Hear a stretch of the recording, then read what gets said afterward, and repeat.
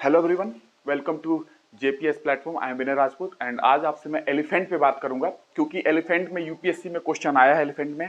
और सिर्फ वो बात नहीं करूंगा कि एलिफेंट की वो जो क्वेश्चन आई हुई है उसका आंसर क्या होगा। मैं आपको एलिफेंट के बारे में कुछ बताऊंगा और बायोलॉजिकल पॉइंट ऑफ व्यू से बताऊंगा। आपको पता है मेरी बायोलॉजी की सीरीज आ रही है और साइंस टेक भी आ रही है, तो कहीं ना कहीं बायोलॉजिकल पॉइंट ऑफ व्यू बताऊंगा और कहीं ना कहीं बायोटेक का भी व्यू बताऊंगा आपको एलिफेंट का, कि बायोटेक से कैसे हम एलिफेंट का यूज कर रहे हैं और कहाँ हम यूज कर रहे हैं, किसके लिए यूज कर रहे हैं वो भी बताऊंगा। और इकोलॉजिकल पॉइंट ऑफ व्यू मैं आपको इकोलॉजी में बताऊंगा, लेकिन एक दो पॉइंट आपको बता ही दूंगा। यहाँ पे main focus biological point of view होगा।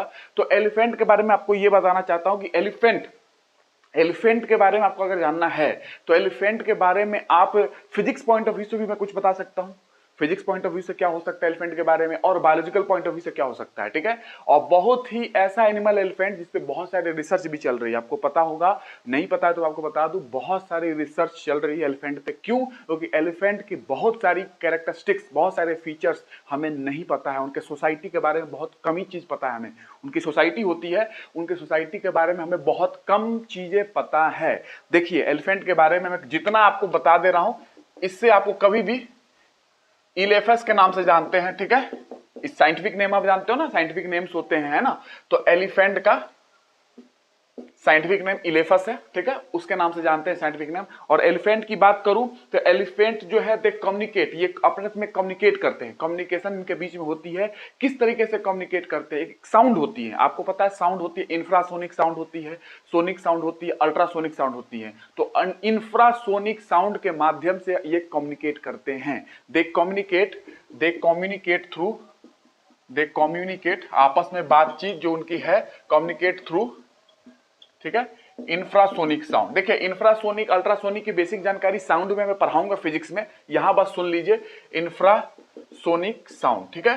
तो किस तरीके से कम्युनिकेट करते हैं हाथी अपने जो झुंड में रहते हैं और समूह में रहते हैं, ग्रुप में रहते हैं, तो किस तरीके से कम्युनिकेट करते हैं? दे कम्युनिकेट थ्रू या दे communicate with infrasonic sound. Infrasonic sound की जो फ्रीक्वेंसी होती है लेस देन 20 हर्ट्स होती है, ठीक है, लेस देन 20 हर्ट्स होती है इंफ्रासोनिक साउंड, आपको पता होगा। तो इस हर्ट्स से कम जो होती है इंफ्रासोनिक साउंड है, इसके ही सहायता से वो कम्युनिकेट करते हैं हाथी। ये एक पॉइंट है, बहुत इंपॉर्टेंट है। हाथी के ऊपर बहुत ही कम हेयर होता है ना, हेयर बहुत कम होती है, मोर थिक स्किन होती है, हेयर बहुत कम, लेस हेयर। उसके शरीर पे आपने देखा होगा हेयर बहुत कम होती है, ठीक है, थिक स्किन होती है, थिक स्किन होती है एंड रिंकल्ड होती है, रिंकल्ड स्किन पे रिंकल्ड होते हैं, ठीक है। क्यों? उनको गर्मी बहुत ज्यादा लगती है, तो गर्मी बहुत ज्यादा लगती है तो हेयर कम है उसके शरीर पे, लेस हेयर है, थिक स्किन है, मोटी स्किन है, क्योंकि गर्मी बहुत ज्यादा लगती है तो स्किन भी मोटी है उनकी, और रिंकल्ड है। तो गर्मी ज्यादा लगती है उनको, बिकॉज आप जानते हो कि आपके पास जो एलिफेंट है वो वार्म क्लाइमेट में रहता है। जैसे अफ्रीकन एलिफेंट आप जानते हो, अफ्रीका के जंगलों में, फॉरेस्ट में, और अफ्रीकन सवाना में, ठीक है। तो तीन प्रकार के नॉर्मली एलिफेंट होते हैं, आपको पता होगा। अफ्रीकन एलिफेंट है, अफ्रीकन सवाना एलिफेंट एक तरीके से, अफ्रीकन फॉरेस्ट एलिफेंट है, और एशियन एलिफेंट है, ठीक है, तीन एलिफेंट है। तो नॉर्मली वार्म क्लाइमेट में रहते हैं और लेस हेयर होने के कारण कि गर्मी ज्यादा लगती है, और थिक स्किन है, स्किन भी इनकी थिक है, थिक स्किन है, और बहुत ही थिक स्किन है, मोर थिक स्किन बोल सकते हो, मोर थिक स्किन है, और रिंकल्ड है, रिंकल है उसके स्किन पे, ठीक है ना, झुरिया टाइप की है स्किन पे। ये ध्यान रखना है। Year pinna has high blood supply, जो इनके कान होते हैं, क्योंकि इनको गर्मी बहुत ज्यादा लगती है, तो ये इकोलॉजी में एक रूल है, वो रूल मैं पढ़ाऊंगा आपको। बट इतना समझिए कि हाथी की जो कान ज्यादा है इसलिए क्योंकि उनको गर्मी बहुत ज्यादा लगती है, उनको गर्मी बहुत ज्यादा लगती है बिकॉज वार्म क्लाइमेट में रहते हैं। तो उनकी जो ईयर पिन्ना है, जो ईयर पिन्ना बहुत बड़ी होती है, और ईयर पिन्ना में ब्लड सप्लाई बहुत ज्यादा होती है। और क्या करते हैं, जब ब्लड सप्लाई ज्यादा होगी तो अपनी बॉडी को हीट लॉस करने के लिए, बॉडी से हीट को लॉस करने के लिए अपने कान को ऐसे ऐसे हिलाते रहते हैं, हिलाते रहते हैं। ईयर पिन्ना को, मतलब कान को बोल रहा हूं मैं, नॉर्मली आप कान समझ सकते हैं, ईयर पिन्ना को हिलाते रहते हैं ऐसे ऐसे। और ब्लड सप्लाई कान में बहुत ज्यादा है, तो ब्लड सप्लाई ज्यादा है तो हीट लॉस बहुत ज्यादा होगा, और बॉडी से हीट का क्या हो जाएगा, लॉस हो जाएगा, तो कूलिंग होगी उनको उस माध्यम से, ठीक है। तो इसलिए उसका ईयर पिन्ना बड़ा होता है। और क्यों बड़ा, एक लॉ है, इकोलॉजी में पढ़ाऊंगा कि लॉ क्या है। बट आपको जैसे कि कान का जो कान है हाथी का बहुत बड़ा है, लेकिन आप चले जाओगे पोलर बियर का तो कान बहुत छोटा है, ठीक है ना, जो कहां रहते हैं, पोल पे रहते हैं। तो कारण है, उसका कारण है, ये लॉ है, मैं पढ़ाऊंगा इकोलॉजिकल लॉ इकोलॉजी में, ठीक है। तो ये आप समझ सकते हो कि elephant ear pinna has high blood supply, elephant के ear pinna has high blood supply, high blood supply है उनमें, ठीक है, क्यों? हीट लॉस कराने के लिए, बिकॉज बहुत गर्मी उनको लगती है, तो जितना ब्लड सप्लाई है और हाँ कान को ऐसे से फरफराएंगे, ऐसे से मूव करेंगे तो हीट का लॉस ज्यादा होगा, इसलिए होता है। ये आपको ध्यान रखना, ये सब बेसिक चीजें बता रहा हूं, इन्हीं में से आपका यूपीएससी का क्वेश्चन बन जाएगा, ठीक है ना। तो ईयर पिन है हाई ब्लड सप्लाई, ये आपको ध्यान रखना है। Elephant tusk is modified incisor, आप जानते हो एलिफेंट का जो टस्क होता है वो मॉडिफाइड इंसीजर, लेकिन कौन सा इंसीजर? अपर इंसीजर होता है, ये ध्यान रखना, क्वेश्चन यही फंसाएगा। नॉर्मली बुक्स में लिखा होता है मॉडिफाइड इंसीजर, लेकिन अपर इंसीजर की लोअर इंसीजर, तो अपर इंसीजर, मॉडिफाइड अपर इंसीजर होता है, ये आपको ध्यान रखना है। Elephant tusk, elephant tusk, elephant का जो टस्क है इज मॉडिफाइड, अरे खाने के दांत अलग दिखाने के दांत अलग, वही बात कर रहा हूं। Elephant tusk is modified upper incisor, upper है, सिर्फ इंसीजर मत ध्यान रखना, क्वेश्चन आजकल खूब खतरनाक आ रहा है, ठीक है ना। इंसीजर तो अपर इंसीजर, मॉडिफाइड अपर इंसीजर हो रहा है, ये अपर लोअर करके फंसा देगा आपको, ठीक है ना, इसलिए ध्यान रखना है मॉडिफाइड अपर इंसीजर होता है, ठीक है। सोसाइटी ऑफ एलिफेंट, एलिफेंट की जो सोसाइटी होती है, जो उनका समाज होता है उनका, वो मैट्रियार्कल होता है। मैट्रियार्कल मतलब समझते हैं मैट्रियार्कल क्या होता है? इस पे क्वेश्चन था, इस पे क्वेश्चन था, ठीक है ना। तो society of elephant, society of elephant is matriarchal, इसका मतलब क्या है? मैट्रियार्कल सोसाइटी का मतलब क्या होता है? इसका मतलब ये होता है कि हथनी जो होती है, हथनी जो फीमेल है वो मुखिया होती है सोसाइटी का, वो झुंड की मुखिया होती है, वो भी ओल्ड हथनी, जो ओल्ड है, वरिष्ठ है उस झुंड में, उस हर्ड में, वो मुखिया होगी। तो ये क्वेश्चन भी था, आपको पता होगा यूपीएससी का पहला ऑप्शन यही था। तो सोसाइटी ऑफ एलिफेंट इज मैट्रियार्कल, मतलब कि हथनी मुखिया होती है उस झुंड की, उस हर्ड की। हथनी जो होती है वो मुखिया होती है, फीमेल की बात कर रहा हूं, और वो ओल्डर होती है, मतलब वरिष्ठ होगी, वो मुखिया होती है। उनमें वरिष्ठ जो होगी ना लेडी, जो फीमेल होगी, वो मुखिया होती है, ठीक है। तो ये आपको ध्यान रखना है। और इसका क्या फायदा है? इसका शायद वरिष्ठ होने से क्या फायदा है कि वरिष्ठ ही मुखिया बनेगी? इसका कुछ कारण है, इकोलॉजी में बताऊंगा आपको कि किस तरीके से वो डील करती है अपने हर्ड को, ठीक है, इकोलॉजी में। बस इतना सुनते जाओ, आपको कॉन्सेप्ट इंक्रीज हो रही है कि क्या आपको आगे जानना है। तो society of elephant is matriarchal, इसका मतलब यह है कि हथुनी जो है मुखिया होती है, मुखिया होती है हर्ड का, समूह का, झुंड का। और मेल बेबी, मेल बेबी जो है, जैसे मेल पैदा हुआ, बेबी हुआ जैसे मेल हुआ, मेल बेबी जैसे पैदा हुआ, तो मेल बेबी जैसे पैदा हुआ, पैदा होने के उसके मतलब 10 से 14 साल, जैसे ही वो मैच्योरिटी होगी, सेक्सुअल मैच्योरिटी अचीव करेगा, 10 से 14 साल के बाद उसको झुंड से निकाल दिया जाता है। मेल बेबी की बात कर रहा हूं, मेल बेबी 10 से 14 साल बाद उसको झुंड से निकाल दिया जाता है, ठीक है। और जो झुंड होता है, एक्चुअली जो झुंड होता है वो हथनियों का ही होता है, झुंड हथनियों का ही होता है, फीमेल का ही झुंड होता है, ठीक है ना, ये ध्यान रखना है। झुंड हथनियों का होता है, और जब मेल बेबी पैदा होता है तो उसको झुंड से निकाल दिया जाता है जब वो परिपक्व हो जाता है, जब सेक्सुअली मैच्योर हो जाता है, 10 से 14 साल में वो मैच्योर हो जाते हैं सेक्सुअली, ठीक है। तो ये उनको झुंड से निकाल दिया जाता है, मेल बेबी को, ठीक है, ये ध्यान रखना है। और झुंड किसका होता है? जो हर्ड होती है वो हथनियों का होता है, फीमेल का हर्ड होता है। नॉर्मली जो झुंड देखते हो वो हथनियों का होता है, ठीक है, ये ध्यान रखना। ये भी क्वेश्चन बन सकता है। मेल बेबी की जो परवरिश है, जो मेल बेबी हुआ, आपको पता है मेल बेबी की परवरिश होगी, पहले बच्चा पैदा हुआ है तो अभी तो नहीं निकाल दोगे ना, एक लिमिट के बाद जब सेक्सुअल मैच्योरिटी अचीव कर लेगा वो मेल बेबी, सेक्सुअली मैच्योर हो जाएगा, तो उसको निकाल दिया जाता है झुंड से, ठीक है। और जो मेल बेबी पैदा होता है उसकी परवरिश कौन करता है? उसकी परवरिश उसकी मां नहीं करती है। मेल बेबी जो है एलिफेंट का, उसकी परवरिश उसकी मां नहीं करती है, मां की क्लोज फ्रेंड बोल सकते हो, मां की क्लोज फ्रेंड जो होगी उस झुंड में, या उसकी मौसी बोल सकते हो, वो करेगी। तो मां की क्लोज फ्रेंड या मौसी बोल सकते हो, वो मेल बेबी की परवरिश करती है, ठीक है, ध्यान रखना है। उसकी मां नहीं करती है परवरिश, मां की क्लोज फ्रेंड बोल दो या मौसी बोल दो, जो मेल बेबी की होगी वही उसकी परवरिश करती है। तो क्लोज फ्रेंड जो है वही परवरिश करती है मेल बेबी का बचपन से ही, ठीक है। और जब मेल बेबी परिपक्व हो जाएगा, जब सेक्सुअली मैच्योर हो जाएगा 10 से 14 साल के एज में, तब उसको बाहर निकाल दिया जाता है झुंड से, ठीक है, झुंड से बाहर निकाल दिया जाता है। और जब झुंड से बाहर निकाल दिया जाएगा मेल बेबी को, तो या तो वो अकेले रहने लगेगा, या तो अकेले रहने लगेगा, और नहीं तो जो मेल हाथियां होंगे, मेल हाथी होंगे ना, उनके साथ रहने लगेगा। तब इस हाथी को, तब इस मेल को हम लोग वहां पे बोलते हैं बुल, बुल के नाम से जाना जाता है, ठीक है, बुल्स के नाम से जाना जाता है। जब इस मेल हाथी को निकाल दिया गया झुंड से, सेक्सुअली मैच्योर हो गया, उसको निकाल दिया जाएगा, तो या तो अकेले रहेगा और नहीं तो मेल हाथियों के साथ रहने लगेगा, ठीक है, तो उसको हम लोग बुल बोलते हैं, ठीक है, बुल। और जो हमारे जो सोसाइटी में मैट्रियार्कल सोसाइटी है, आप जानते हो, मतलब हथनियों की झुंड होती है एक्चुअली, आप जानते हो, और जो झुंड की जो मुखिया होती है वो ओल्डर हाथी होती है, जो वरिष्ठ हाथी होगी, हथनी होगी, वही होगी उसकी मुखिया, और उस मुखिया को बोलते हैं एक्चुअली काउस, ठीक है, काउस बोलते हैं, काउस के नाम से, गाय नहीं है, जब नाम दिया गया है, ठीक है। उस झुंड की जो हथनी होगी, उस झुंड में हथनियों का जो झुंड होगा उसमें जो मुखिया होगी वरिष्ठ होगी, सबसे उम्रदार होगी, और उसको काउस बोला जाएगा। और जो मेल बेबी है जिसको निकाल दिया गया, बचपन में परवरिश हुई, उसकी माँ की फ्रेंड ने परवरिश किया है ना, मौसी बोल सकते हो, और बाद में निकाल दिया गया, 10 से 14 साल की एज में उसको मेल बेबी को निकाल दिया जाएगा झुंड से, ठीक है। और या तो मेल बेबी अकेले रहेगा, नहीं तो कुछ हाथियों के, मेल हाथियों के साथ रहने लगेगा, तो उसको बुल्स बोलते हैं, ठीक है, ये ध्यान रखना है ना। मेल हाथी को क्या बोलेंगे तब? बुल्स बोलेंगे। और जो फीमेल वाली है, जो मुखिया है, उसको काउ बोलते हैं, ठीक है, काउस बोलते हैं। और ये ध्यान रखना कि झुंड होती है सिर्फ हथनियों की, इतना ध्यान रखना आपको। क्या कहते हैं, एलिफेंट्स के बारे में। उसके बाद अगर बताऊं आपको, तो काउस जो होते हैं, काउस जो फीमेल है, ये मुखिया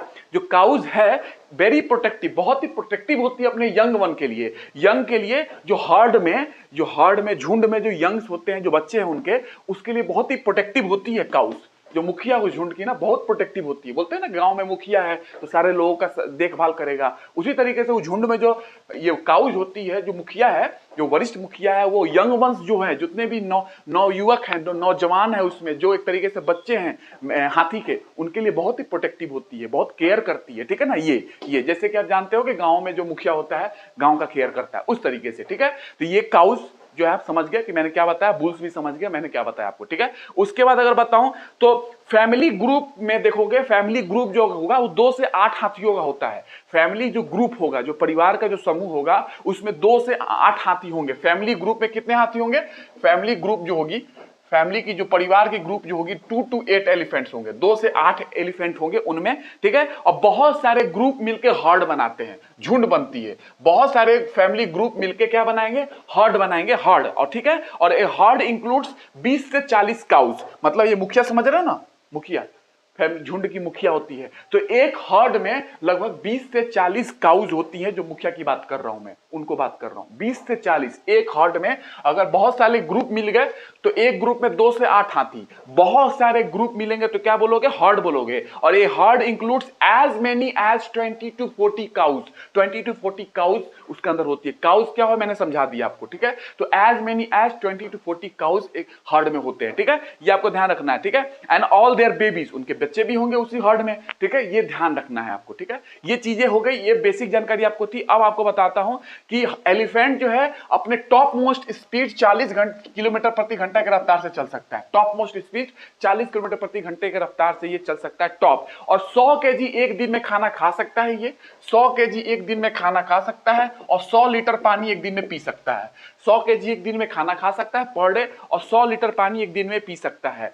अगर एलिफेंट को आप कैप्टिविटी में रखे हो, कैप्टिविटी मतलब कि जू वगैरह में रखे हो, कैप्टिव ब्रीडिंग कराना है, उसको रखे हुए हो, उसकी देखभाल कर रहे हो कैप्टिविटी में, मतलब कि जू वगैरह में होता है ना, जू वगैरह में, वहां पर अगर रखे हो तो उसकी उम्र ऐसा बताया जाता है कि 80 साल तक हो सकता है ना, 80 साल तक हो सकता है उसकी उम्र, है ना। एलिफेंट की, एलिफेंट मतलब एलिफेंट की बात कर रहा हूं, 80 साल तक हो सकता है। लेकिन वही आप अगर जंगलों में देखोगे, जंगलों में जो हाथी होते हैं उनकी उम्र लगभग 60 साल के आसपास होती है। 60 साल, 50, 55 साल, 60 साल, 65 साल के आसपास होती है। लेकिन कैप्टिव ब्रीडिंग में जो रखा जाती है, रखे जाते हैं हाथी, उनकी उम्र ज्यादा होती है, 80 साल के आसपास। और जो जंगलों में होंगे, वाइल्ड में होंगे, उनकी उम्र लगभग 60 साल के आसपास होगी। ये आपको ध्यान रखना है। और जो हाथी होते हैं वो बच्चे पैदा कर सकते हैं। क्वेश्चन आया था कि 40 साल तक कर सकते, नहीं, 50, 55, 60 साल तक देखा गया है कि हाथी बच्चे पैदा कर सकते हैं, है ना। हाथी जो कार्विंग कर सकते हैं, क्वेश्चन आया था 40 साल शायद लिखा हुआ था उसमें, तो आपको ध्यान रखना है कि 50, 55 साल तक भी बच्चा पैदा कर सकते हैं, ठीक है।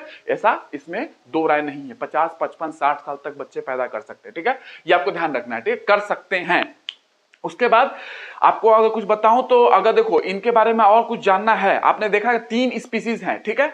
एक हो गया अफ्रीकन सवाना एलिफेंट, एक हो गया अफ्रीकन फॉरेस्ट एलिफेंट, एक हो गया एशियन एलिफेंट। एशियन एलिफेंट की बात कर रहा हूं, ठीक है। अब अगर उसमें बताऊं, अफ्रीकन एलिफेंट जो है उनकी साइज ज्यादा बड़ी होती है। अफ्रीकन एलिफेंट की साइज ज्यादा बड़ी होती है, 13 फीट शोल्डर तक जाओगे तो 13 फीट लंबे साइज में होते हैं। 13 फीट के आसपास, 4 मीटर के आसपास होता है। ये अफ्रीकन एलिफेंट की बात है। और वही अगर एशियन एलिफेंट की बात करोगे तो वो लगभग 11.5 11.5 फीट के आसपास होते हैं शोल्डर तक। 11.5 फीट के आसपास साइज उनकी होती है, मतलब 3.5 फीट के आसपास, ठीक है, 3.5 मीटर के आसपास, ये आपको ध्यान रखना है, ठीक है। तो 13 फीट अफ्रीकन एलिफेंट मतलब 4 मीटर, और शोल्डर तक बात कर रहा हूं। और अगर बात करोगे अफ्रीकन की, तो अफ्रीकन वाले जो होते हैं वो 11.5 फीट मतलब 11.5 फीट मतलब 3.5 मीटर के आसपास होते हैं। ये शोल्डर तक मैं बता रहा हूं उनकी साइज। तो अफ्रीकन एलिफेंट साइज में ज्यादा बड़ा होता है। और सेक्सुअली जो मैच्योर होता है अफ्रीकन एलिफेंट 10 से 14 साल। तो मैंने बताया था ना, अगर मेल है सेक्सुअली मैच्योर हो गया 10 से 14 साल में, तो उसको झुंड से बाहर निकाल दिया जाता है, मेल बेबी को, मेल एलिफेंट को, ठीक है ना, जो मेल है उसके अंदर, इसको बाहर निकाल दिया जाता है जब वो 10 से 14 साल का हो जाता है, ठीक है। और एलिफेंट्स जो होते हैं are able to assess the reproductive status of one another. Reproductive status क्या है, जैसे कि झुंड में कोई है तो वो एक दूसरे के बारे में जान लेते हैं कि इसका रिप्रोडक्टिव स्टेटस क्या है, ये मैच्योर हुआ कि नहीं, सेक्सुअली मैच्योर हुआ कि नहीं ये एलिफेंट। तो अपने झुंड में रिप्रोडक्टिव स्टेटस क्या है उनके झुंड का, अपने आप में वो एक दूसरे को पहचान लेते हैं। ठीक है, ध्यान रखना, बहुत बड़ी एबिलिटी है। वैसे भी एलिफेंट में बहुत सारा रिसर्च चल रहा है, मैं आपको बताऊंगा धीरे धीरे। Elephants are able to assess, elephants क्या है, able to assess the reproductive status. भाई अपने झुंड में कौन मैच्योर हो गया है, कौन अभी मैच्योर नहीं हुआ है, सेक्सुअली मैच्योर कौन हुआ है, कौन नहीं हुआ है, ये सारी चीजों की जो स्टेटस है उनकी, उनके झुंड की, उसको एसेस कर लेते हैं एक दूसरे से। ठीक है, बाय यूजिंग देयर कीन sense of smell, sense of smell, कीन sense of smell, sense of smell के माध्यम से, सेंस ऑफ स्मेल के माध्यम से वो एक दूसरे को सेक्सुअली देख पाते हैं कि वो मैच्योर हुआ है कि नहीं हुआ है। ठीक है ना, ये भी है उनके अंदर क्वालिटी। ठीक है, तो रिप्रोडक्टिव स्टेटस के बारे में जानकारी वो लगा लेते हैं। एक स्टडी ये बताती है कि कैप्टिव, अगर बात करो कैप्टिव एशियन एलिफेंट की बात करोगे, कैप्टिव एशियन एलिफेंट जो कैप्टिविटी में रखे हो, जू में रखे हो, है ना, जो जंगल में नहीं है, तो एक स्टडी बताती है कि कैप्टिव एशियन एलिफेंट जो होते हैं, कैप्टिव एशियन एलिफेंट जो होते हैं, सजेस्ट करती है कि वो कैपेबल ऑफ रिकॉग्नाइजिंग, अपने आप को रिकॉग्नाइज कर पाते हैं, खुद को मिरर के अंदर, दर्पण में खुद को वो रिकॉग्नाइज कर पाते हैं। ये स्टडी हुई थी कैप्टिविटी में, मतलब जू वगैरह में जहां एलिफेंट को रखी जाती है ना, केयर किया जाता है, जंगल में नहीं। तो वहां पे देखिएगा कि भैया मिरर में, दर्पण में अपने आप को रिकॉग्नाइज कर पा रहे हैं। जैसे हम लोग अपने आप को देखते हैं दर्पण में, अपने आप को पहचान लेते हैं, अपने आप को रिकॉग्नाइज करते हैं, उसी तरीके से एलिफेंट भी अपने आप को रिकॉग्नाइज कर पाता है। ये भी एक स्टडी हुई है। ठीक है ना, तो ये क्वेश्चन कभी आ गया कि मिरर में देख के एलिफेंट अपने आप को रिकॉग्नाइज कर पाएगा कि नहीं, पहचान पाएगा कि नहीं। आप पहचानते हो कि मैं हूं, जब अपने आप को देखते हो शीशे में, तो उसी तरीके से ये भी कर लेते हैं। तो ये स्टडी हुई थी कैप्टिव ब्रीडिंग करके। कैप्टिव ब्रीडिंग मतलब कि जैसे होता है ना, कैप्टिविटी में रख के जू वगैरह में रखा जाता है, तब लोगों ने, एलिफेंट की स्टडी करने वाले लोगों ने स्टडी की थी इस चीज को। ठीक है, तो इसको ध्यान रखना है आपको। ठीक है, तो वरिष्ठ मादा जो होती है, ये क्वेश्चन भी था, लीडर होती है एलिफेंट ग्रुप का, एलिफेंट ग्रुप का लीडर होती है। और नॉर्मली जो झुंड होती है वो हथनियों का होता है, मैंने आपको बताया। और वरिष्ठ मादा जो होती है उसकी, तो इसलिए मैट्री आर्क भी बोलते हैं, इसलिए मैंने मैट्री आर्कल सोसाइटी या मैट्री आर्क भी बोला जाता है। मादा जो होती है वो झुंड की लीडर होती है। गैस्टेशन पीरियड कितना होता है, गैस्टेशन पीरियड 22 महीना होता है, 22 महीना सबसे लॉन्गेस्ट गैस्टेशन पीरियड है। गैस्टेशन पीरियड क्या होता है, ये बायोलॉजी में पढ़ाऊंगा भी आपको, कि फर्टिलाइजेशन जब हुआ एग का और बर्थ तक, फर्टिलाइजेशन जब हुआ एग का फर्टिलाइजेशन हुआ और बर्थ तक का जो टाइम पीरियड होता है, जब उसका जन्म होगा, इनके बीच का जो टाइम पीरियड होता है उसको गैस्टेशन पीरियड बोलते हैं। वो 22 महीने का होता है। ये आपको ध्यान रखना है, लॉन्गेस्ट गैस्टेशन पीरियड है एनिमल में, ये लॉन्गेस्ट। ठीक है, तो ये आपको ध्यान रखना है, ये एग्जाम में आया था, ऑप्शन में था, आपको पता होगा। ठीक है, उसके बाद अगर बताऊं, 50 से 60 ईयर तक बच्चे पैदा करने की इसमें क्षमता होती है, मैंने आपको बता दिया। 50 से 60 तक ये काल्विंग कर सकते हैं। ठीक है, क्वेश्चन में ऑप्शन में था ये। ठीक है, 50 से 60, ठीक है, देखी गई है। और उसमें संख्या में बात किया गया था, मैं तो इकोलॉजी इन्वायरमेंट में बताऊंगा भी। चलो इकोलॉजी इन्वायरमेंट का एक पॉइंट बता देता हूं। सबसे ज्यादा संख्या 2017 का स्टेटस जो है ना, काउंटिंग की बात करूं तो 2017 में कर्नाटक में अगर बात करोगे सबसे ज्यादा है, कर्नाटका में 6049 संख्या है एलिफेंट की। कर्नाटक नंबर 1 रैंक पे है एलिफेंट के नंबर में, तो कर्नाटक 6049 संख्या में है, ये आपको ध्यान रखना है। और असम जो है 5719 दूसरे नंबर पे, 1 नंबर पे कर्नाटक, 1 नंबर पे कर्नाटक, दूसरे नंबर पे असम, 5719 इसकी संख्या है। ठीक है, और तीसरे पे केरला है, आप ध्यान रख सकते हो, 3045 संख्या है वहां पे, 3054 केरला में। तो कर्नाटक इतना, ये है आपका असम और ये है केरला, तीसरे नंबर पे केरला है, तो वहां पे ऑप्शन में असम दिया हुआ था, ठीक है ना, आपको पता होगा। तो कर्नाटक है ये पहले नंबर पे, ये आपको ध्यान रखना है, 2017 का स्टेटस है। डिफरेंट एनिमल की बात करोगे तो डिफरेंट एनिमल, बहुत सारे एनिमल हैं, उनके ऑडिबल रेंज जो होते हैं ना, सुनने की जो क्षमता होती है ना, ये थोड़ा साउंड से मैं बता दे रहा हूं आपको। Different animals have different Audible range होते हैं, different range of Audible frequency बात करोगे, जो सुनने की जो उनकी फ्रीक्वेंसी है, किस फ्रीक्वेंसी को वो सुन पाते हैं, हर एनिमल की अलग अलग है। आप जानते हो कि कौन सी फ्रीक्वेंसी में कौन एनिमल सुनता है साउंड को, ठीक है। जैसे कुत्ते की बात कर लो तो कुत्ता जो होता है वो अप टू 50 किलो हर्ट्ज तक की फ्रीक्वेंसी सुन लेता है कुत्ता। डॉग की बात कर रहा हूं तो a dog can hear sound, sound को हियर कर सकता है of frequency up to about 50 kilo hertz, 50 kilo hertz तक की फ्रीक्वेंसी को सुन सकता है। 50 किलो हर्ट्ज कुत्ते की बात कर रहा हूं मैं। ये तो हर एनिमल की अलग अलग फ्रीक्वेंसी है जो सुन सकता है, ठीक है। उसी तरीके से बात करूं बैट, चमगादड़ की बात करोगे तो अप टू 100 किलो हर्ट्ज तक सुन सकता है। 100 किलो हर्ट्ज तक ये सुन सकता है। किलो हर्ट्ज की बात कर रहा हूं, हर्ट्ज फ्रीक्वेंसी होती है, यूनिट होती है फ्रीक्वेंसी की, हर्ट्ज, ठीक है। तो 100 किलो हर्ट्ज तक ये सुन सकते हैं, ठीक है। बैट, चमगादड़ की बात कर रहा हूं। तो एनिमल जैसे एलिफेंट की बात कर लो तो एलिफेंट जो होते हैं, या वेल बात कर लो, वेल मछली की बात कर लो तो उसकी बात करोगे, वेल मछली नहीं है भैया, ये ध्यान रखना, जानबूझ के मैं बोल रहा हूं। शार्क मछली होती है, वेल मैमल होती है, स्तनधारी है, ठीक है।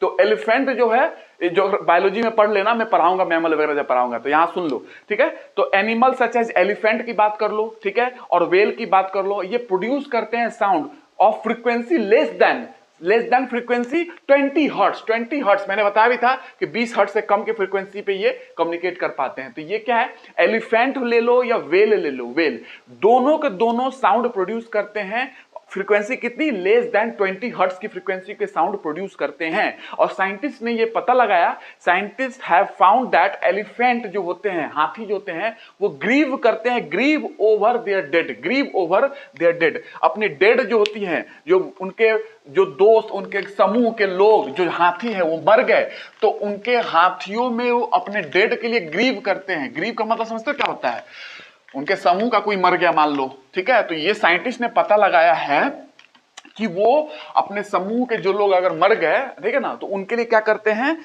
है ना, elephant grieve over their dead. Elephant जो होते हैं, elephant grieve over their dead, ठीक है। मतलब क्या है इसका, एलिफेंट जो है ग्रीव करते over their dead by producing infrasonic sound, infrasonic sound produce करके, बाय प्रोड्यूसिंग इंफ्रासोनिक साउंड, ठीक है। साउंड में पढ़ाऊंगा फिजिक्स में पूरा अच्छे तरीके से, नाम सुन लो, लेस देन 20 हर्ट्ज, ठीक है ना, ये तो बता दिया मैंने आपको, ठीक है। इसका मतलब मृतकों पर शोक जताते हैं।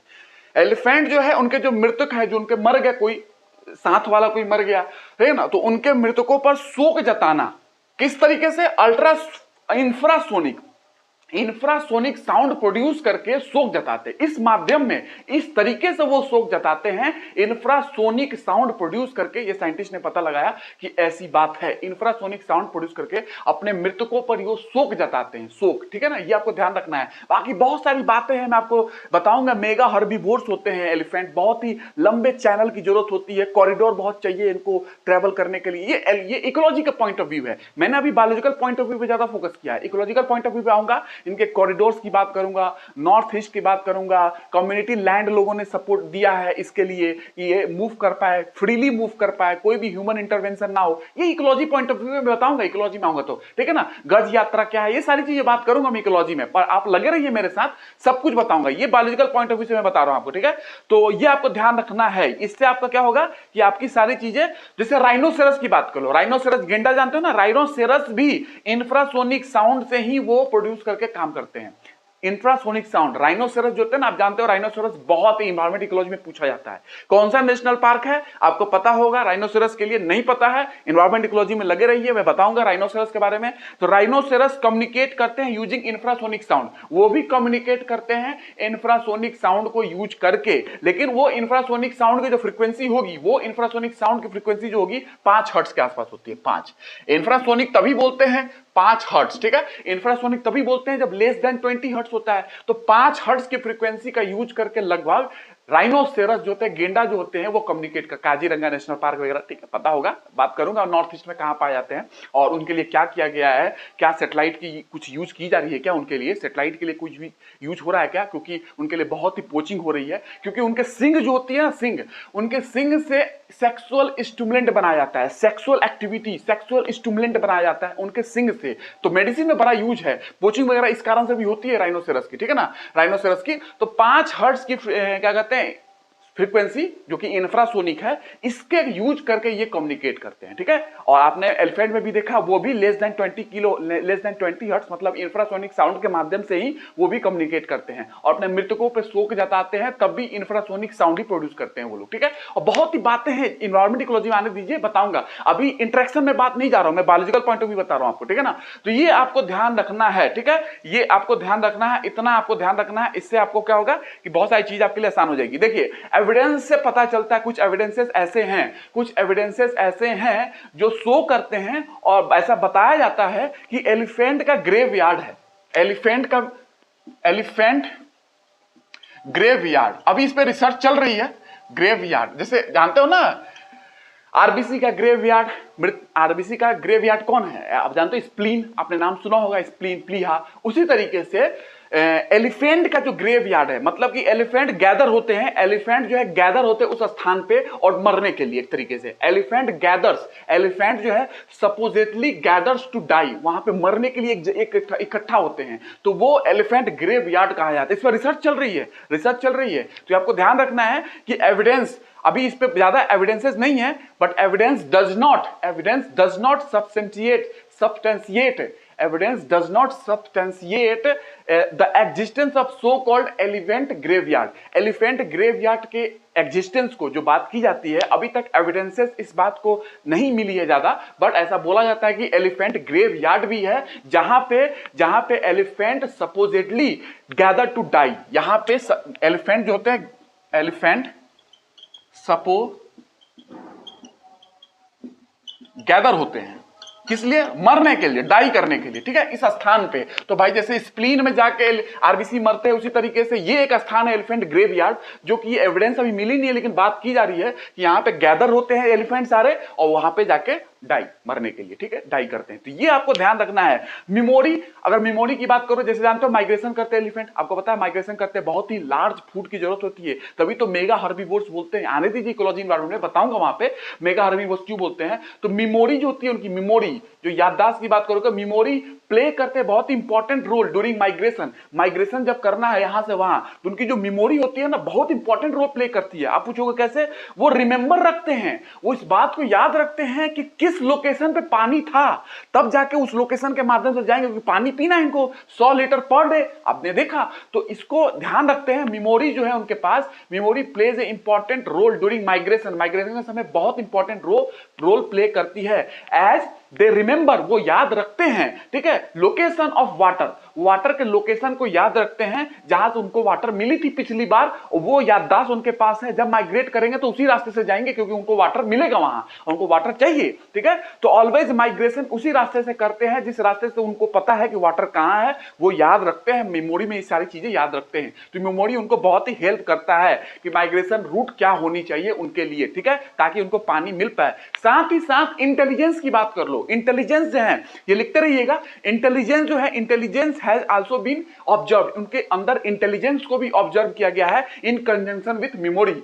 Intelligence has also been observed in conjunction with memory. Memory तो याददाश्त तो है, लेकिन इंटेलिजेंस भी है, वो टूल भी बनाते हैं, वो टूल का भी यूज करते हैं। जैसे चिंपांजी को आपने देखा होगा, एक लकड़ी लेता है और दीमक होते हैं, दीमक खाते हैं वो दीमक, तो लकड़ी है, लकड़ी अंदर डाल देगा, दीमक के जो झुंड होती है वहां पे, दीमक टर्माइट्स के जो वो होते हैं वहां डाल देगा, वहां पे दीमक लग जाएगा लकड़ी में, चाट लेगा। एक चिंपांजी, तो टूल मेकिंग थोड़ा बहुत दिखता है चिंपांजी में, ठीक है ना। उसी तरीके से इनमें हाथी भी है ऐसे, जैसे कि आपने लकड़ी दिया, जैसे पीपल का पत्ता दिया तो डाल वगैरह है, अगर उसने पीपल का पत्ता खा लिया, डाल बचा हुआ है, वो अगर चाह देना, आप आ रहे हो मारने, चाह दे मारने के लिए आपको, अगर वो आ रहे हो तो बड़ा सटीक निशाना से मार सकता है, सूंड से फंसा के, ट्रंक में फंसा के, और ऐसा भेजेगा हाई स्पीड से कि सर फूट सकता है उस ट्रंक से। जो वो खाते हैं ना, तो पत्ते वगैरह खा लिए, ट्रंक जो बच गया, डाल वगैरह बच गया, तो वो अपने ट्रंक में फंसा के, है ना, डाली जो बच गई है पौधे की, वो ट्रंक में फंसा के आपको मार सकते हैं। तो टूल मेकिंग भी है, जैसे हम टूल मेकिंग करते हैं, कुत्ता पीछे भागता है तो हम पत्थर मारते हैं, है ना, तो कुत्ता भाग जाता है, उसी तरीके से वो भी टूल मेकिंग करते हैं, हम लोग को मार सकते हैं। मैंने देखा भी है सारी चीजों को, मैंने तो फिजिकली देखा है, ऑब्जर्व किया कि हाँ ऐसा करते हैं। हाथी जो है सूर में फंसा के किसी चीज को हमारे पे आक्रमण कर देते हैं, हमारे पे अटैक कर देते हैं, ये भी है। तो टूल मेकिंग है, टूल का यूज कर लेते हैं वो लोग, इंटेलिजेंस उनके पास है, जैसे हमारे पास है। जैसे चिंपांजी भी थोड़ा बहुत इंटेलिजेंस दिखाता है, टूल मेकिंग करके लकड़ी डालता है दीमक में और दीमक चिपक जाते हैं इसमें, ऐसे चाट लेता है। तो टूल मेकिंग से क्या होता है, हम टूल मेकिंग के कारण ही धरती पर राज कर रहे हैं। हम अपने से स्ट्रॉन्ग एनिमल, हाथी हुआ, बाघ हुआ, चीता हुआ, उस पर भी राज कर रहे हैं। सर्कस में हम उसको यूज करते हैं, क्यों, हम टूल मेकिंग कर सकते हैं। हम कुत्ते को उठा के पत्थर मार सकते हैं, कुत्ता नहीं मार सकता पत्थर उठा के, उस दिन हमारी खैर नहीं रहेगी। हम मार सकते हैं पत्थर उठा के, हमको पता है कि टूल मेकिंग कैसे करना है। कुत्ते जिस दिन उठा के, डॉग जिस दिन उठा के पत्थर मारने लगे ना, तो हमारा राज खत्म हो जाएगा, हमको भी भागना पड़ जाएगा। जो कुत्ते भागते हैं हमको भी भागना पड़ जाएगा। तो हम जो टूल मेकिंग यूज करते हैं उसी तरीके से हाथी भी करते हैं, जो चीज को खाते हैं उसको सूंड में फंसा के तुरंत स्पीड से फेंक सकते हैं, आपके ऊपर अटैक कर सकते हैं तुरंत, ठीक है। और बहुत तेज निशाना, बहुत खतरनाक होता है इनका, मैंने निशाना देखा है, इनका निशाना जल्दी चुकता नहीं है। अगर इन्होंने अटैक किया किसी पे, किसी व्यक्ति पर अटैक किया, किसी भी जगह अटैक किया, जो इनका निशाना है चुकता नहीं, जल्दी नहीं चुकता निशाना इनका, ये ध्यान रखना। अटैक बहुत खतरनाक करते हैं, तो टूल मेकिंग भी करते हैं। ये इंटेलिजेंस का पार्ट है कि मेमोरी के साथ साथ इंटेलिजेंस भी शो करते हैं। तो मेमोरी का यूज वो माइग्रेशन में कर रहे हैं, याददाश्त का यूज कर रहे हैं कि यहाँ पानी मिलेगा, यहाँ नहीं मिलेगा, किस रूट में पानी है। इंटेलिजेंस का भी यूज कर रहे हैं टूल मेकिंग करने के लिए। ये भी आपको ध्यान रखना है कि टूल मेकिंग में भी ये यूज करते हैं। और सेंस ऑफ स्मेल यूज करते हैं, आप जानते हो, कीन सेंस ऑफ स्मेल यूज करते हैं कि उनकी जो रिप्रोडक्टिव, बात करो रिप्रोडक्टिव स्टेटस उनके झुंड में किसकी कैसी कैसी है, ठीक है। रिप्रोडक्टिव, कौन परिपक्व हो गया, सेक्सुअली परिपक्व हो गया, सेक्सुअली मैच्योर नहीं हुआ, कौन अभी बच्चा है, अभी सेक्सुअली मैच्योरेशन में हो रहा है, जा रहा है स्टेज में। तो झुंड में ये पता लगा लेते हैं एक दूसरे से, कीन सेंस ऑफ स्मेल, स्मेल के माध्यम से, ठीक है ना, सूंघ सूंघ के, ठीक है। ये भी इनके अंदर होता है, ये ध्यान रखना है। और एशियन एलिफेंट को बात करो, आप एशिया में रहते हैं तो मैं बता दूं, एशियन एलिफेंट को बोलते हैं इलेफस मैक्सिमस। इलेफस, ये एशियन एलिफेंट, कम से कम इतना ध्यान रखना। बाकी मैं साइंटिफिक नेम इलेफस तो आप जानती है, बताते हैं इसको साइंटिफिक, लेकिन टोटल जीनस स्पीसीज के नाम से आप जानते हो ना। जीनस स्पीसीज होती है किसी भी ऑर्गेनिज्म की, जीनस और स्पीसीज पढ़ाऊंगा मैं वैसे बायोलॉजी में, और एनवायरमेंट इकोलॉजी में भी आपको जीनस स्पीसीज के बारे में पता होना चाहिए, ठीक है। और अलग अलग स्पीसीज का ही तो हम लोग पढ़ाई करते हैं बायोडाइवर्सिटी में, ठीक है ना, तो ये आप जानते हो। इलेफस मैक्सिमस, ये जो है अफरा ऑफ एशियन एलिफेंट है, ये एशियन एलिफेंट है, एशियन एलिफेंट, ठीक है, ये ध्यान रखना है, एशियन एलिफेंट है, इस समझिए। और इसका लगभग 5500 केजी वजन होता है, 5500 केजी वजन होता है इसका, 5500 केजी, 5500 एलिफेंट की बात कर रहा हूं मैं, एशियन वाला 5500 केजी के आसपास इसका वजन होता है। अब देखिए, आपको पता होगा कि मैमथ, मैमथ जानते हो, मैमथ, मैमथ इसके बहुत नजदीक है, एलिफेंट के बहुत ही नजदीक होते हैं मैमथ, मैमथ जो होते हैं। और मैस्टोडॉन्स, मैस्टोडॉन्स एंड मैमथ जो है दोनों एक्सटिंक्ट कर चुके हैं, लेकिन इसी परिवार से बिलोंग करते हैं। जिस एलिफेंट फैमिली की जो परिवार है, इसी परिवार से मैमथ जो होते हैं और मैस्टोडॉन्स, मैमथ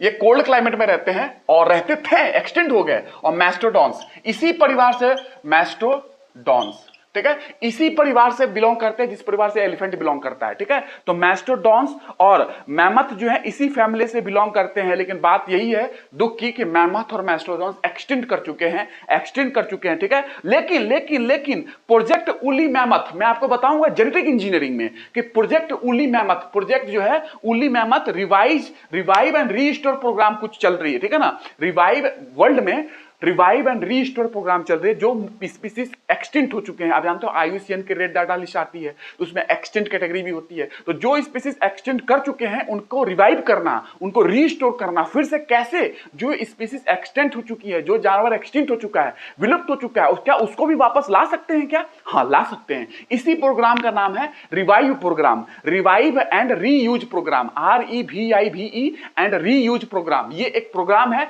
जिसमें मैं प्रोजेक्ट उली मैमथ की बात कर रहा हूं। प्रोजेक्ट उली मैमथ, प्रोजेक्ट जो है उली मैमथ चल रही है, प्रोजेक्ट उली मैमथ, ये मैं बायोटेक में पढ़ाऊंगा आपको। प्रोजेक्ट उली में बहुत इंपॉर्टेंट है कि कैसे जो मैमथ है, उली मैमथ एक्सटेंड कर चुका है, कैसे हम इसको ला सकते हैं फिर से। तो इसके लिए एक आंसर है कि इससे नजदीकी रिलेटिव कौन है इसके परिवार का, एलिफेंट, और ये तो एग्जिस्ट करता है ना। तो क्या हम ऐसा कर सकते हैं कि प्रोजेक्ट उली मैमथ की कुछ DNA ले ले, जो डीएनए इसके पास है, और हम उस डीएनए को इसके करीबी परिवार के जो सदस्य हैं जो अभी एग्जिस्ट कर रहे हैं एलिफेंट, उसमें डाल दे और उसमें बदलाव होकर उस डीएनए के भाव से मैमथ बन सके, तो उस मैमथ को हम फिर से रिस्टोर कर सकते हैं जो एक्सटेंड कर चुका है, जो विलुप्त हो चुका है। ये एक जेनेटिक इंजीनियरिंग के माध्यम से ऐसा किया जा सकता है। तो ये जेनेटिक इंजीनियरिंग में पढ़ाऊंगा, जब तक आपको कुछ बेसिक टेक्नोलॉजी नहीं पढ़ा दूं बायोटेक्नोलॉजी की, तब तक ये समझ नहीं आएगी। लेकिन आपको ध्यान आ चुकी है हम एक्सटिंक्ट स्पीसीज को, कभी इंटरव्यू में पूछ ले कि एक्सटिंक्ट स्पीसीज को गेन कर सकते हैं क्या, फिर से ला सकते हैं क्या?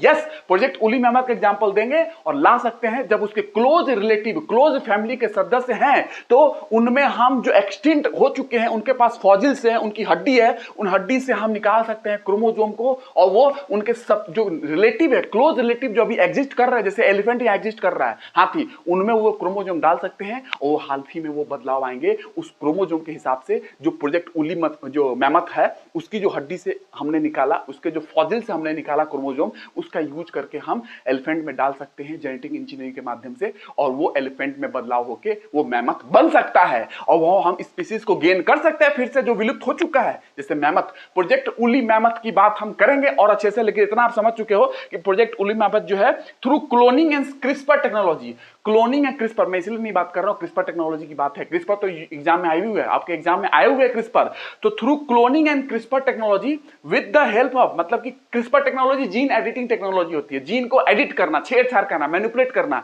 ठीक है ना, कट करना, ज्वाइन करना, कहीं से कट करना, यही तो है क्रिस्पर टेक्नोलॉजी।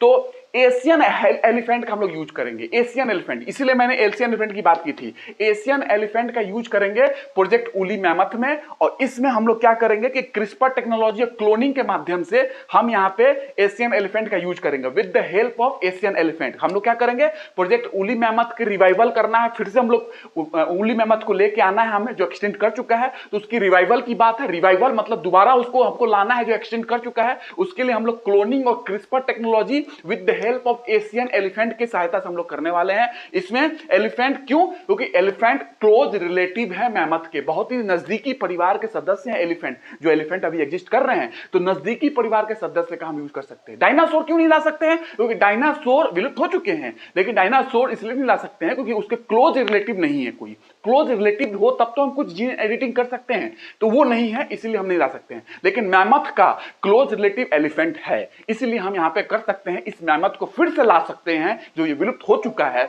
फिर से ला सकते हैं, ये ध्यान रखना है। तो प्रोजेक्ट की गोल वगैरह मैं बात करूंगा आपको कि adaptation of Asian elephant to cold climate, हम एशियन एलिफेंट की कर रहे हैं कि अनुकूलित हो जाए कोल्ड क्लाइमेट के। आप जानते हो कि वार्म क्लाइमेट में हमारे एलिफेंट होते हैं, लेकिन हम चाहते हैं कि कोल्ड क्लाइमेट में एशियन एलिफेंट अनुकूलन हो जाए, उसकी अनुकूलन हो जाए, एडाप्टेशन हो जाए। इसके लिए रिसर्च चल रही है, जीनेट एडिटिंग की बात चल रही है, ठीक है। तो जीनोम बायोटेक्नोलॉजी की सहायता से हम लोग ये सारी बात करने की कोशिश कर रहे हैं। मैं अभी ज्यादा बात नहीं करूंगा बायोटेक की, क्योंकि बायोटेक में बात करूंगा इसकी जीनोम एडिटिंग कैसे की गई थी, बट इतना ध्यान रखना जो मैंने आपको बताया है। तो इस तरीके से हम स्पीसीज रिवाइवल कर सकते हैं, फिर से हम उस स्पीसीज को ला सकते हैं जो एक्सटिंक्ट कर चुके हैं। तो IUCN क्रेडिट डाटा बुक में जो एक्सटिंक्ट हो चुकी हैं, उसमें से उन स्पीसीज को लाया जा सकता है, में भी लाया जा सकता है जिस स्पीसीज की क्लोज रिलेटिव हमारे पास है, और जो स्पीसीज अगर विलुप्त हो चुका है उसके डीएनए क्रोमोसोम अगर हमारे फॉजिल्स के फॉर्म में मिल सकते हैं, तो हम उस फॉजिल्स में से उनकी डीएनए निकाल सकते हैं, उस डीएनए को हम उसके क्लोज रिलेटिव में डाल सकते हैं, जो नजदीकी रिलेटिव होगा परिवार का उसका, और वहां पे हम फिर से उस एनिमल को, उस स्पीसीज को